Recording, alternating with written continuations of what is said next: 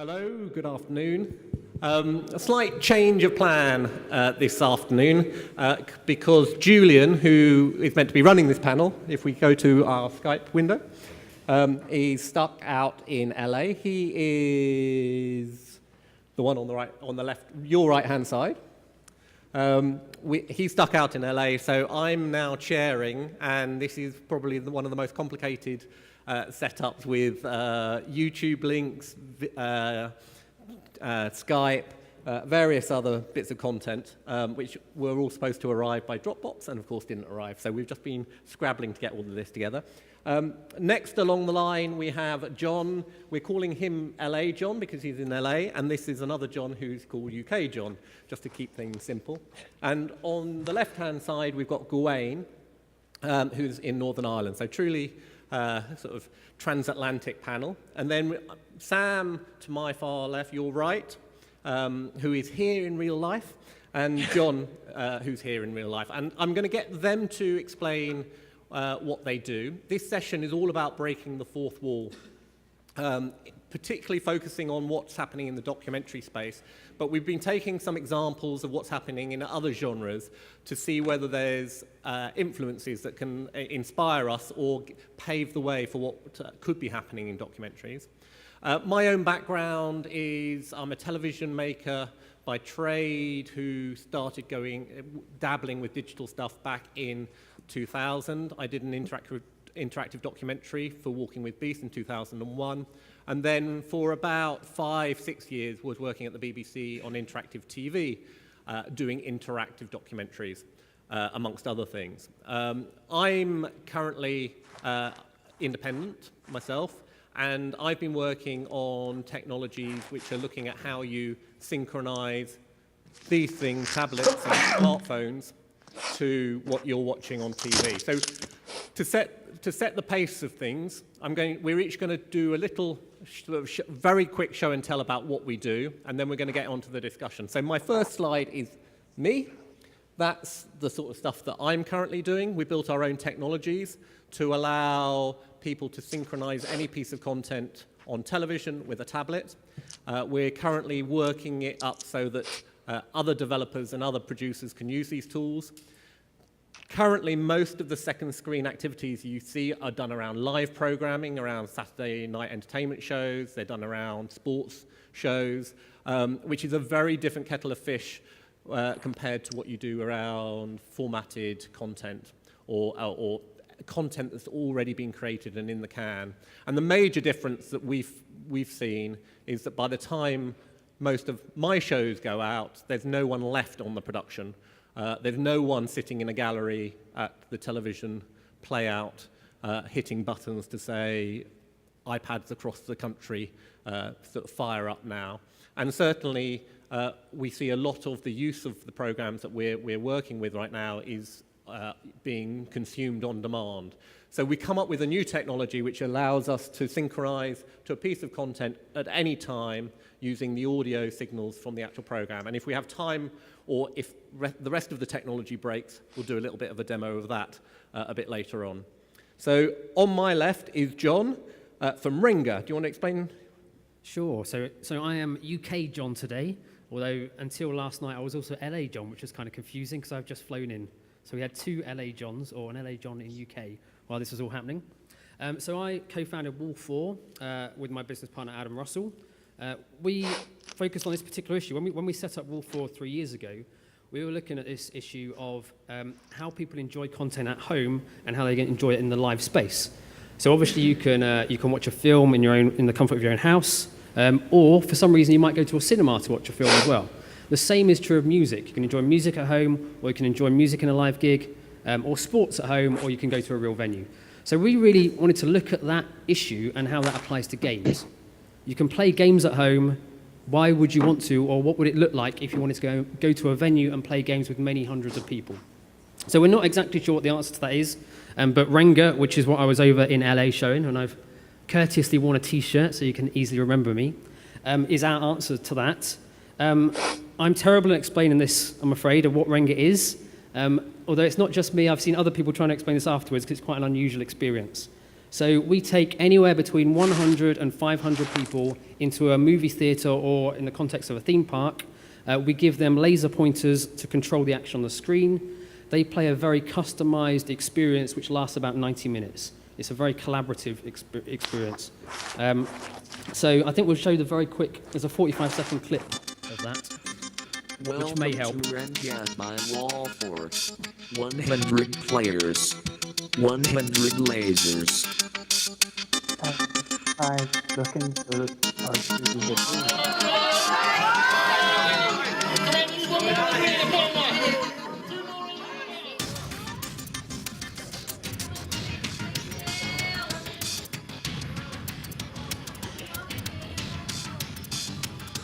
Additional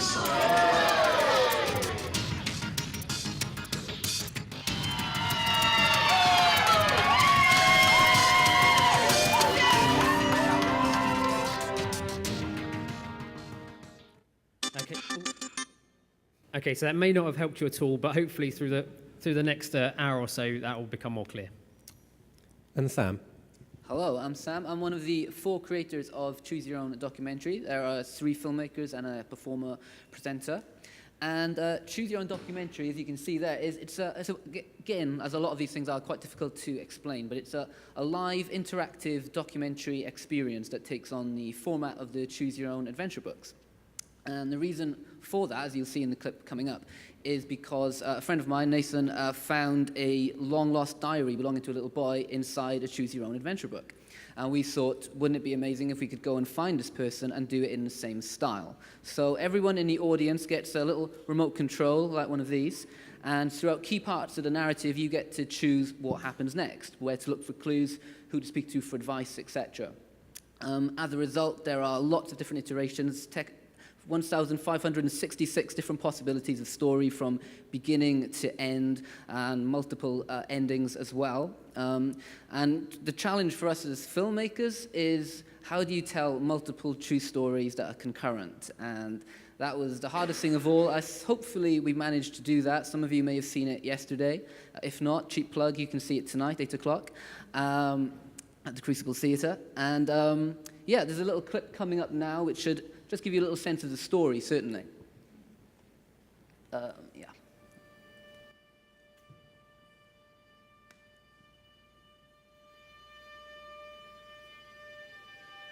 So I went on eBay and bought 106 Choose Your Own Adventure books.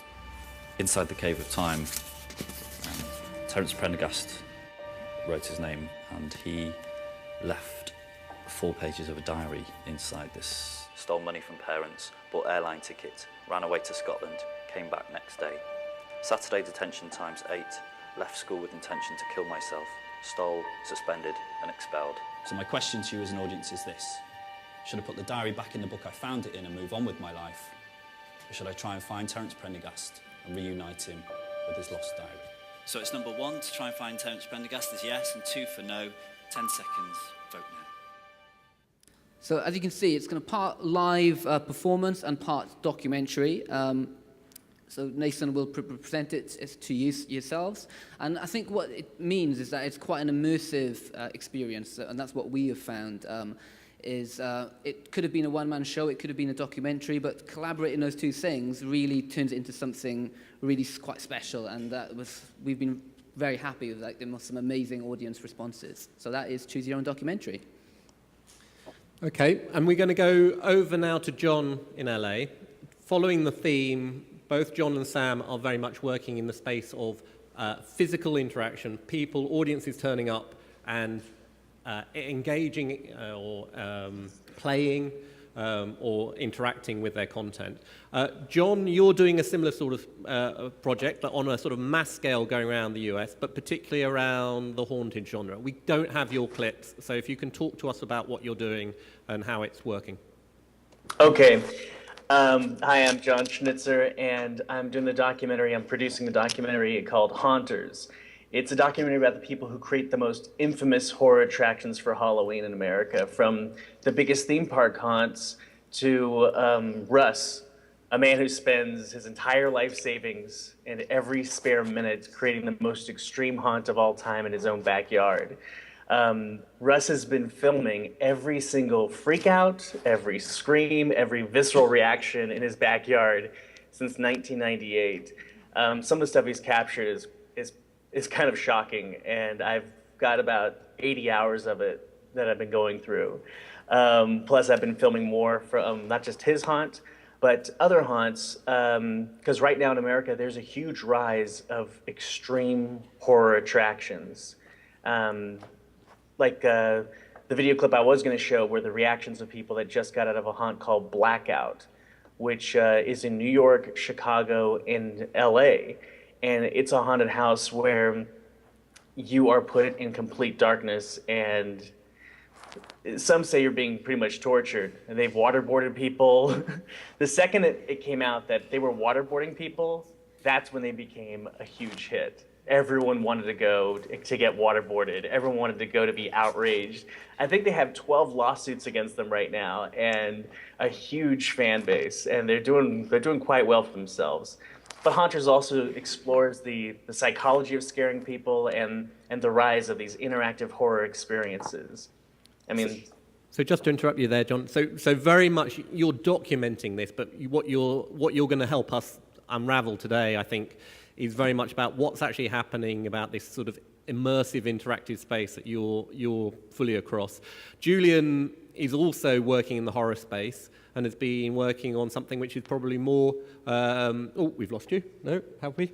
Let's see where you've gone. Okay, we've got some slides here. I think he's going to try and do a screen share. Julian, do you want to talk through what you're doing at Portal?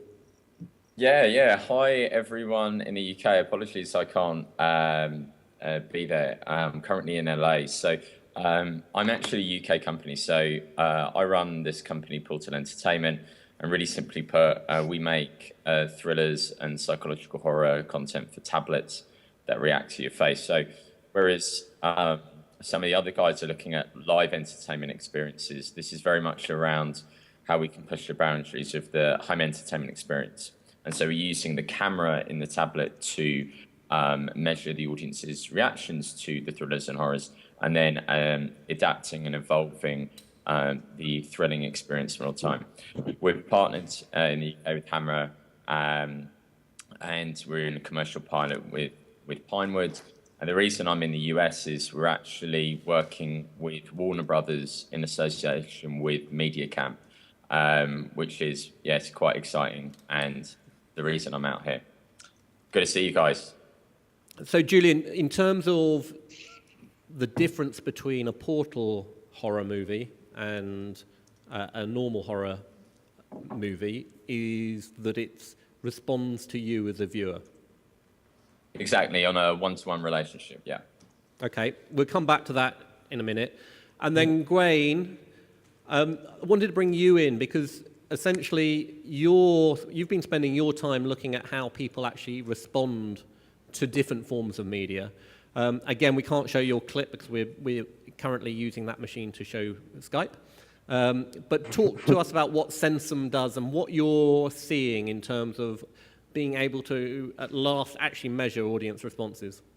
Yeah, so thanks, guys. Good to see you.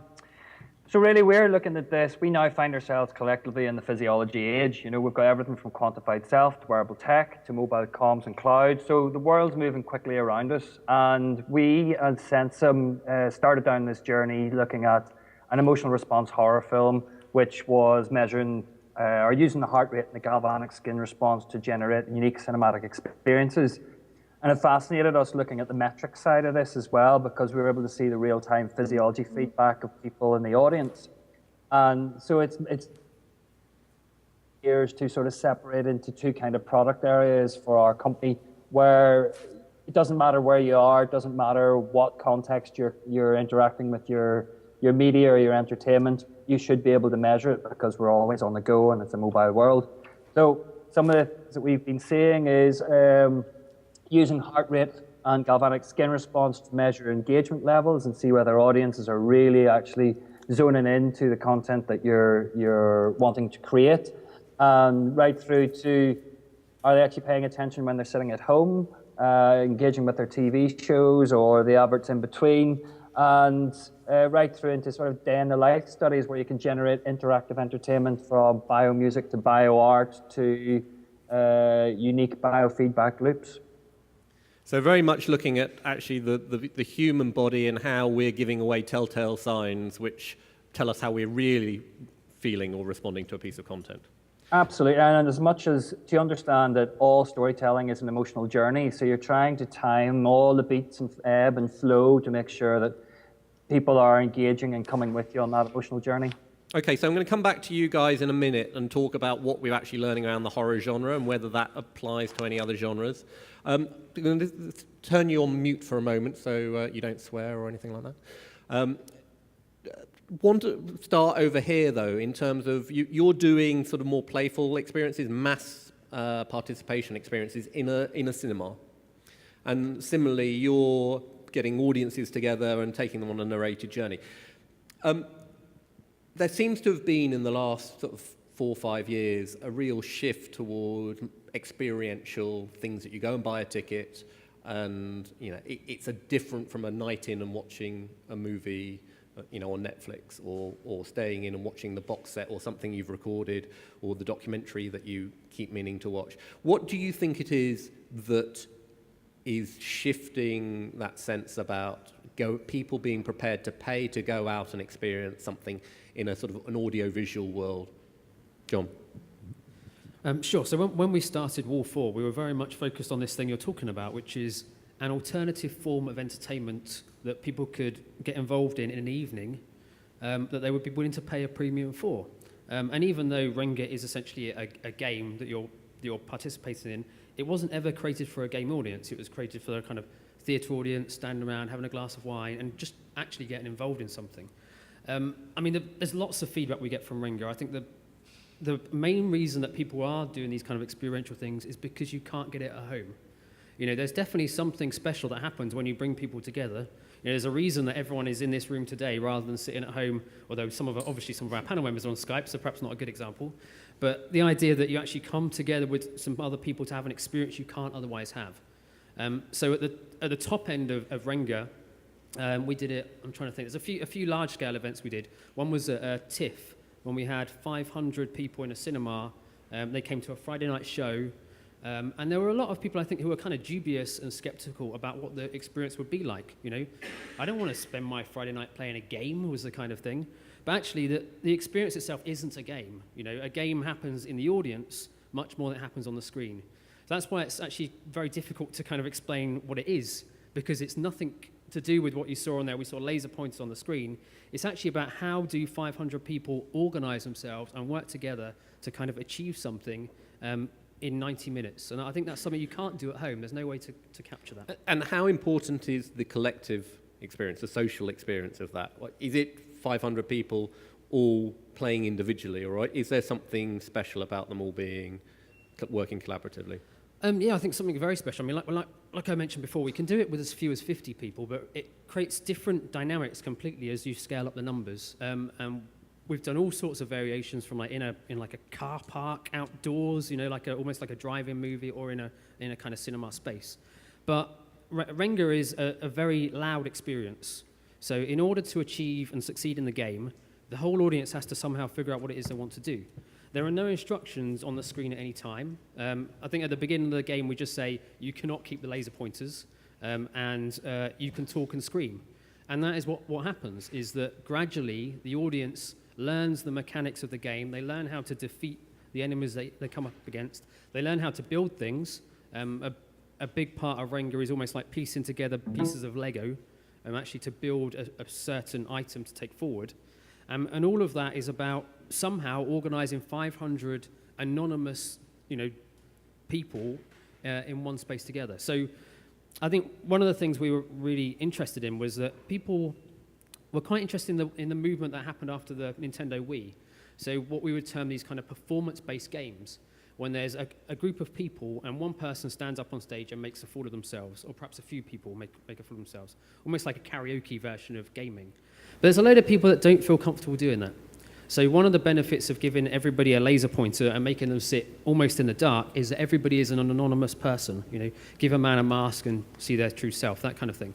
So it is very empowering in what you can do in that sense. It's not entirely different from how television's going. That as more and more channels have come on and there's been much more competition for eyeballs, Saturday night has become all about sort of having shared collective experiences again, increasingly live. You think of, you know, in entertainment, you think of X Factor, you think of Britain's Got Talent. You know, there is that sort of social moment, even if you're in different homes. Do you think that this is specific to entertainment forms? Is it just a bit of fun?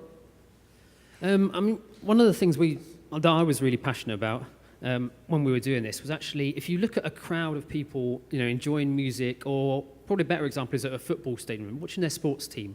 What happens in that crowd when someone scores? You know, you're not the person that scored, you're not Wayne Rooney up front, but you feel that kind of elation when that happens because it was someone that you cheered for, somehow you have some connection with them, and the people in the crowd are all sharing that experience with you. So Renga was kind of trying to take that experience, but then kind of adding to it the fact that you were part of it. You played a small part in actually making that thing happen.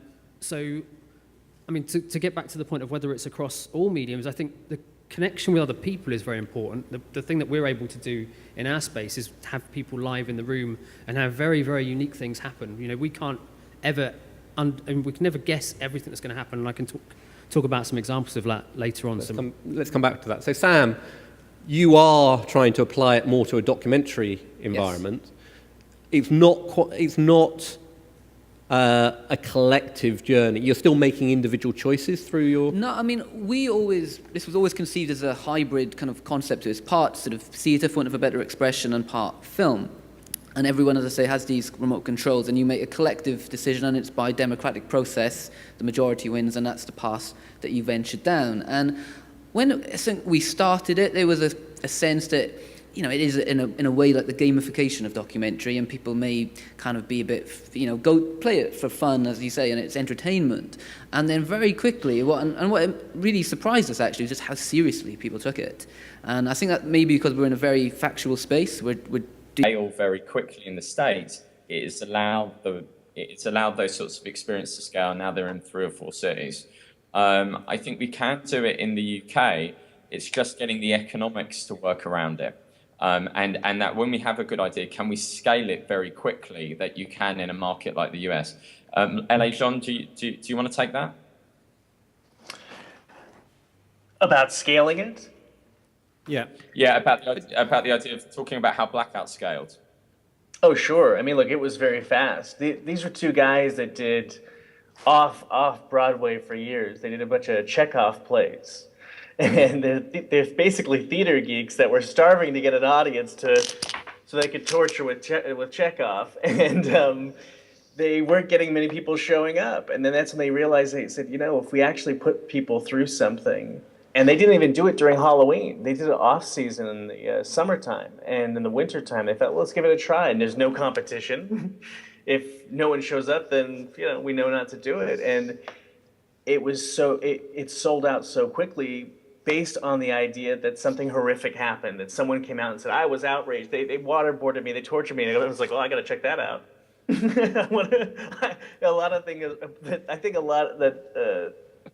A fun thing to do experiential-wise, and this applies to everybody, is that people love to have a great experience and people love to have a terrible experience, because then you can complain, you can talk, you can joke, you have stories for how many cocktail parties. It's endless. You can talk about the time that you got waterboarded and humiliated. But yeah, it was after their first year, then they immediately were able to raise enough money to be in New York, Chicago, and LA. I'm going to interrupt you there, John, just because other John here who's just come back from LA. There seems to be a bit of a theme here. Again, you know, are you looking beyond these shores because that's the way to get this stuff funded? Yeah, absolutely. Are we behind?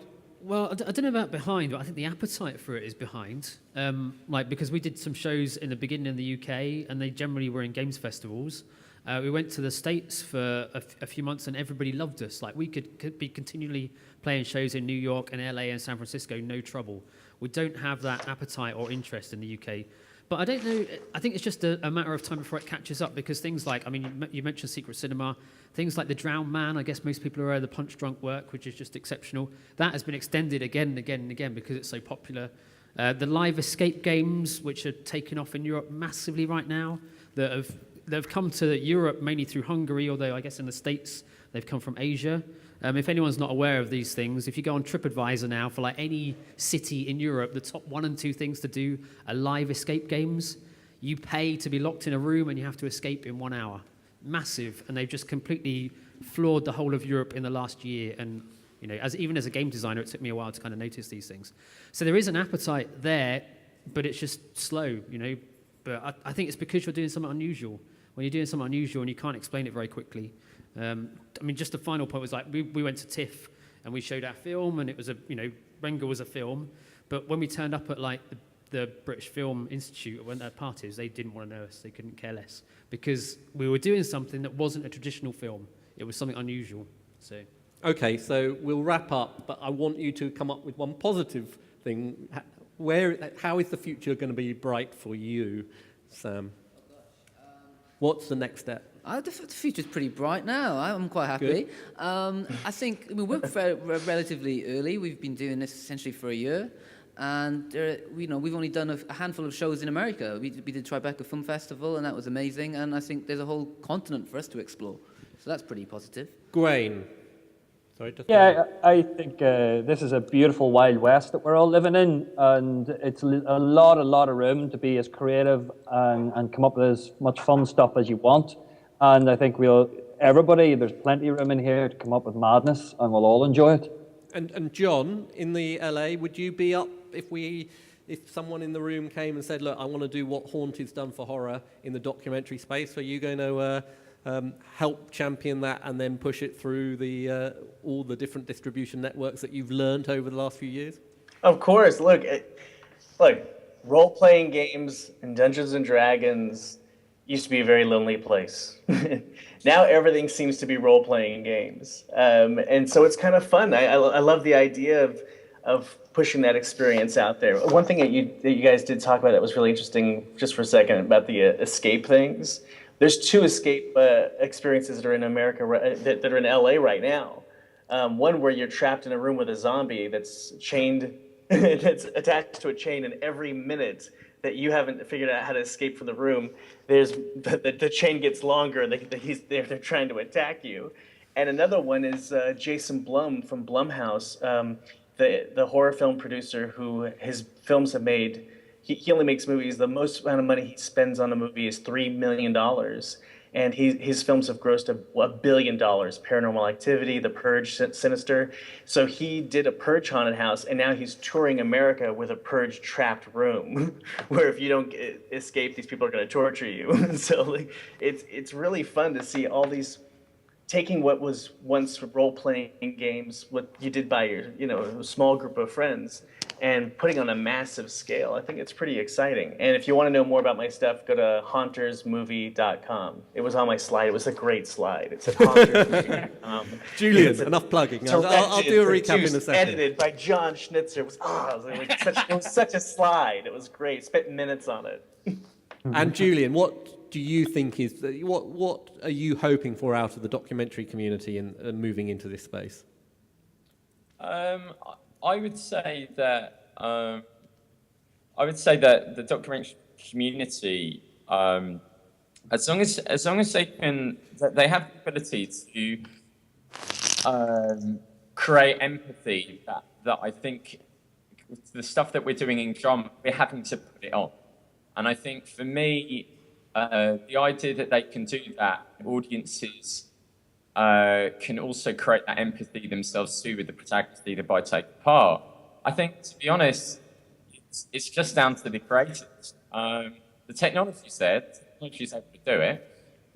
It's just their ability. And what I would say to every documentary maker is will the audience's experience of that and aligning themselves with the protagonist create better empathy than watching the documenting of a protagonist?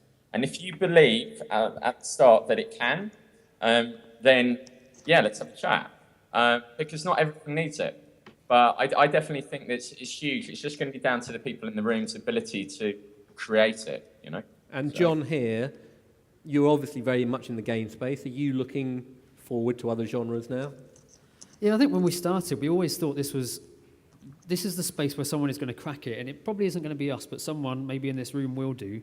You know, we're at this point now whereby, you know, the online world has created this amazing thing where we can actually stay in our own homes. I can sit at home and I can work from home and I can have food delivered to my house. You know, there's no reason for me to leave my house anymore. So I have to create something. Someone out there will create something that is so good that it means I want to get back out there and be among people. And that's what we've found with Renga, really, is that it gave people a reason to do that. And I'm sure it can be done in other genres much better than we did it.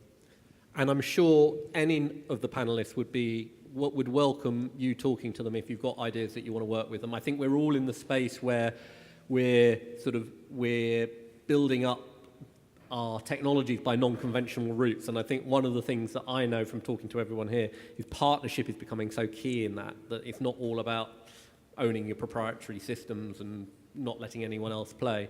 I'd just like you to thank John Sear in the UK, John Schnitzer in LA, Julian in LA from Portal, and we've got Gawain Morrison in Northern Ireland, and finally over here, Sam, who is showing the next version tonight. 8 o'clock at the Crucible Theatre tonight. Please come along. And still tickets? I hope. Well, no, I don't hope so in a way. I hope it's all sold out, but if there are some, please do come along. It'd be good to have you. And thank you for your attention and bearing with us through the technology. Cheers. Thank you.